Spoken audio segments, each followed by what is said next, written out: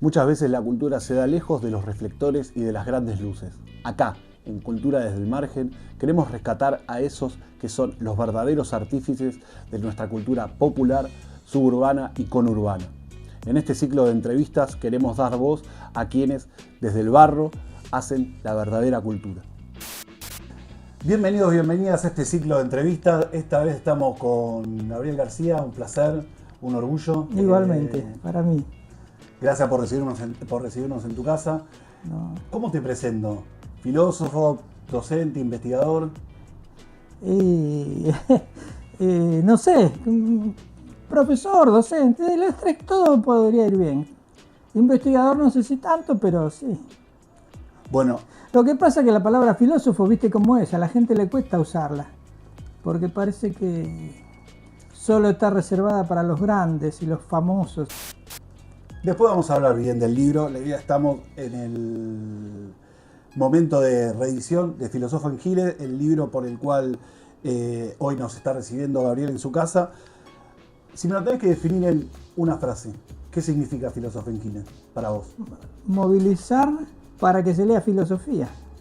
En la autobiografía vos contás una anécdota muy linda sobre el señor Sosa. Sí. Contanos un poco quién era el señor Sosa. Era el director de mi escuela de la calle Larrazábal en Villa Lugano, que es donde nací, una escuela humilde, y me tenía mucha consideración porque, tenía mucha expectativa en mí, mucha esperanza. Y una vez no fui por varios días, mi mamá fue a avisar que estaba enfermo, creo que tenía sarampión, y le preguntó en qué estaba. Y mi mamá, que estaba afligida porque yo leía mucho, le dijo que ahora se me había dado por leer la Ilíada y la Odisea. Y entonces el director la compró y se la mandó a mi casa. Y es uno de mis inicios en los estudios clásicos, digamos. La tengo guardada con mucho cariño. ¿Todavía tenés la edición que te regaló Sosa? Claro, después tuve otras, pero esas las tengo, sí, claro. Qué hermoso. Muy lindo fue.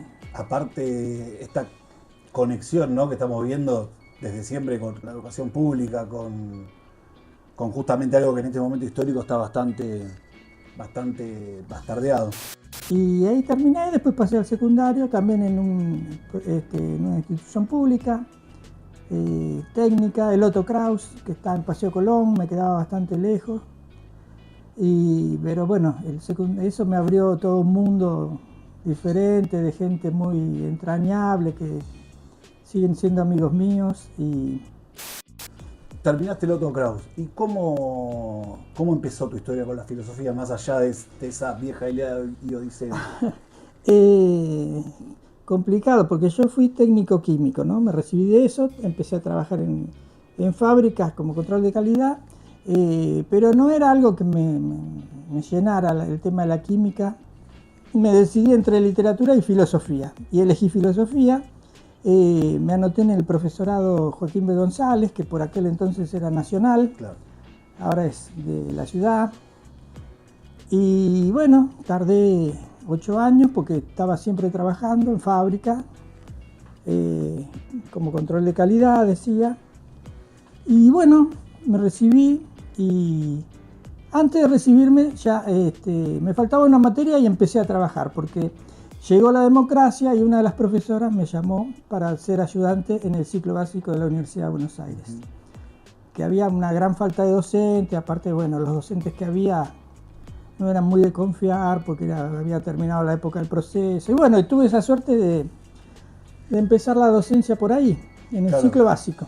Y la idea era que se iba a detectar los problemas de aprendizaje, se iba a trabajar por grupos, ideas pedagógicas muy interesantes, pero que no se llevaron bien con la realidad de los edificios que se disponía. Entonces fue muy chocante la realidad frente a las expectativas que se habían creado algunos docentes. Hubo una renuncia muy importante de docentes, no lograron soportar. Y los sueldos eran muy bajos, bajísimos. Bueno, es un momento del neoliberalismo que es acérrimo en la dictadura, y ahora parece que está pasando lo mismo. Sí. Yo ya vamos a adelantar un poco, para el año 2000 iba a tener un hijo y no me alcanzaba con eso. Después de muchos años de docencia, 5 dedicaciones, JTP, y tuve que dejar 3 cargos en la universidad y dar clases en secundaria, en Matanza, donde se ganaba más. ¿Cómo fue eso de cruzar la General Paz para llegar a Matanza?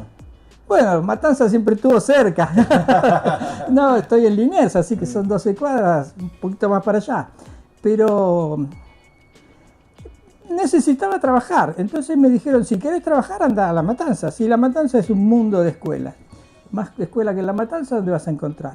Tuve que tomar de otra cosa porque necesitaba trabajar, me autorizaban para dar química, di química, pero a los 3 meses no resistí porque no me sentía cómodo realmente dando química. Y en ese momento los secundarios de química, o sea, los técnicos podían dar materias, algunas. Y bueno, renuncié y después esperé hasta que llegó el polimodal y ahí sí se abrió una gran cantidad de horas para filosofía. Ahora, lo que pasaba ahí era que no había docentes de filosofía. Claro. Y generalmente la tomaban los abogados. Quedaban constitución y cosas. Formación ética y ciudadana, cosas por Claro, claro, pero lo que quiero decir es que se inventó una materia, creo que hubo muchas improvisaciones en ese momento. Claro. Se inventó una materia interesante, pero para la que no había profesores formados. ¿Qué fuiste primero, aristotélico o anti-Platón Sócrates? Es una pregunta muy íntima esa. No, Platón es el que más estudié en el profesorado y nunca terminó de convencerme. Realmente yo empecé a estudiar en serio, bastante en serio a Aristóteles cuando entré al profesorado. Es una de las cosas que le debo al profesorado. Lo tenía ahí, como el cierre de la antigüedad, ¿no? Como el gran filósofo que cerraba todos los temas. Y bueno, después cuando leí a Aristóteles, ya sabía por qué estaba contra Platón. Sí. Bueno, dejó una marca muy grande Aristóteles en mí, pero te diría que ahora ya estoy dejando el eurocentrismo y ya no sé, estamos en el siglo XXI con muchos problemas distintos. Entiendo. O sea, estamos en otro mundo, un mundo distinto al del siglo pasado. Contanos un poco sobre tus estudios de posgrado. Siempre me gustó, dije que tuve al principio la duda de si hacer literatura o filosofía, ¿no? Y bueno, y para empalmar un poco con el tiempo, me anoté en la maestría de análisis del discurso, que se da en la UBA, la da el Departamento de Literatura y Lingüística en realidad. Hice un escrito sobre algo que se vinculara a lo mío, que era, yo doy en el CBC Introducción al Pensamiento Científico, entonces elegí la epidemia de fiebre amarilla en la ciudad de Buenos Aires en 1871, hice la tesis sobre eso. Antes de terminar la tesis, tuve una beca en Brasil de 3 meses. ¿Cómo fue esa experiencia de Brasil? En el texto de algo fotografía contás estas anécdotas con las paltas que te encontrabas. Claro, en el camino de donde estaba mi departamentito hasta donde cursaba, en el camino había una gran planta de palta y cada tanto encontraba una palta madura, incluso me caían a veces cerca mío. Y entonces eso para mí era como el país de jauja, digamos, tenía todo a la vista, tenía todo disponible, tenía las bibliotecas. Ahí me di cuenta de que con tiempo uno puede producir más y mejor. Bueno, como decía Aristóteles, la filosofía tiene que ver también con tener las necesidades básicas satisfechas. No podés filosofar con la heladera vacía, claro. Y bueno, vinculado a esto, ¿cómo es tal vez producir conocimiento desde los márgenes? Porque siempre estuviste como mixturando tu tarea académica con el laburo en fábrica, después con el profesorado. Claro, sí, como trabajo marginal, sí, sin reconocimiento incluso, claro. ¿Pesa eso? Sí, pero ¿qué va a hacer? Es el destino, ¿no? Diría Inodoro Pereira. Sí, pesa, pero bueno, lo otro era no hacerlo. Sí, hice cosas que son de literatura. Hice una maestría en análisis del discurso, que no es filosofía. Entonces yo siempre fui sospechoso para todo, ¿no? Los epistemólogos no me reconocieron, los filósofos tampoco, los lingüistas tampoco, pero así es la vida, hay que hacerlo, ¿eh? Bien, volviendo un poco a la cuestión que nos compete, que es hablar de Philosophen Gilet. El libro, si bien realiza un movimiento histórico más que nada dentro de la antigüedad del recorrido filosófico, hace comparaciones con el momento actual. ¿Cómo convive la filosofía con el presente? Porque parece que queda ya lejos hace tiempo. Y en realidad, por lo que planteas, Claro. nada que ver. Bueno, sí, yo pienso que la filosofía tiene que estar en el presente, o sea, en el tiempo en que estamos nosotros, y si no, sería un mero recordar, ¿no es cierto? Yo viste que estoy en contra de muchas versiones que hay sobre la filosofía, por ejemplo, que no tiene que ser útil, es inútil, incluso como que generando un orgullo con esa inutilidad.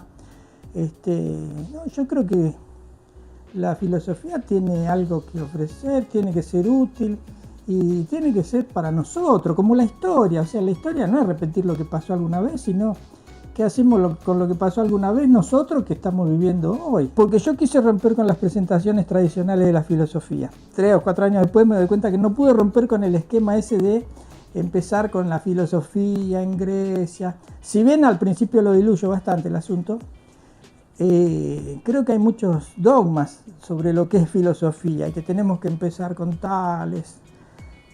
No sé si hice bien, ahí fui muy tradicional. Sí, hay cosas que no nos ayudan a pensar, nos hacen ser repetidores. En general, la gente que conocí dedicada a la filosofía, tristemente tengo que decir que eran repetidores, o sea, conocían muy bien a Hegel. Pero después, ¿qué hacemos nosotros con Hegel? Es como un narrador de una película que podemos ver por nuestra cuenta, o sea, él la sabe toda, pero ¿y después qué hacemos? Ese procesamiento, ¿no?, de la información lo tenemos que hacer nosotros, tenemos que hacernos cargo de nuestra época. Y la filosofía, en general, se la entiende como conocer muy bien a un autor, o a una corriente pequeña de autores, ¿no? Yo no creo que sea eso. Claro que es bueno porque uno aprende filosofía leyendo a los grandes, a los que pensaron, porque uno va viendo, como ver, qué sé yo, si querés saber fútbol por ahí, viendo a los jugadores grandes podés aprender. Claro. Pero ese no sos vos, ese fue Aristóteles hace 2400 años resolviendo los problemas que se le presentaban a él. Ver cómo él hacía las cosas me parece que es útil, por eso la historia de la filosofía para mí es fundamental. Pero el problema es que te quedes pegado a un autor o a una corriente y que esa sea la filosofía que vos sabés. Porque yo creo que nos tiene que servir. ¿Qué hacemos con la filosofía frente al momento actual? ¿Para qué nos sirvió todo lo que estudiamos? ¿Y qué problema ves en la actualidad? Que más allá de los temas que estén tocando los filósofos de moda, ¿no? Siempre hay una moda dentro de la filosofía. ¿Qué cuestiones ves como tal vez que te llaman la atención, que crees que habría que mirar? Bueno, yo no estoy muy al tanto de todos los filósofos que están diciendo cosas en el mundo. ¿Quién puede estar al tanto de todo eso? Pero yo lo que creo que están en pequeñas cosas que no tienen mucho interés para mejorar la vida de la humanidad, vamos a decirlo. O sea, ¿en qué mejoraría la vida de tu país saber esas cosas, no? No es que yo sea utilitario al 100%, pero la filosofía tiene que ser liberadora, eso es lo que pienso. Usted tiene que liberarte, vos tenés que aprender, pero no para después repetirlo y humillar al otro que no lo supo, sino vos tenés que saber hacer algo con eso que nos sirva a todos, que aporte a la comunidad, a la colectividad humana, a tu país. ¿Cómo? Bueno, eso ya es difícil, pero es el intento, ¿no? Uno no sabe en qué puede aportar, pero en eso estamos. Por ejemplo, le preguntás a un músico, ¿qué aporte podés hacer a tu comunidad? Y algo tenés que aportar, algo estás haciendo parte de una cultura. Una cultura es la que te permite estar en un lugar sintiéndote cómodo, con ciertos códigos compartidos. Y para eso tiene que ayudar la poesía, la literatura, la educación, la filosofía, todo tenemos que hacer algo ahí. De hecho, la cuestión de la verdad no es algo que solamente atañe a la filosofía, con esto no Claro. se escucha a Darío Zeta, la posverdad y toda esta cuestión, ¿no? Por ejemplo, pensando en la escuela, ¿no? Algunos, el otro día leí no sé quién era, me olvidé mejor, un reportaje de alguien que decía, la escuela es el único lugar donde se va a reformar la sociedad. No, no es el único lugar. Es un lugar interesante para ocupar, pero después están los otros, ¿no es todo concentrado en la escuela? No creo que resulte eso. También hay que ocuparse de los medios, hay que ocuparse de internet, quién maneja internet, quién maneja las cosas que hay en el mundo, quién maneja las editoriales, quién imprime los libros, cómo se hace todo eso. O sea, hay que ocuparse. Por ejemplo, tenemos mucha gente estudiando periodismo, pero ¿dónde están los periodistas que hagan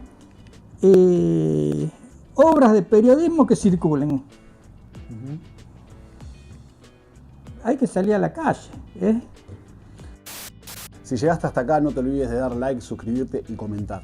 Filosofía en Giles y el resto de los títulos de Gabriel García se encuentran disponibles en Gambito de Alfil, una librería ubicada en Puan 511 frente a la UBA. No va a ser la última vez que nos reencontremos con Gabriel, pero para ver tanto él como el resto de los artífices de nuestra cultura, no te olvides de seguirnos. Y recordá, la verdadera cultura siempre se da desde el margen. Chau.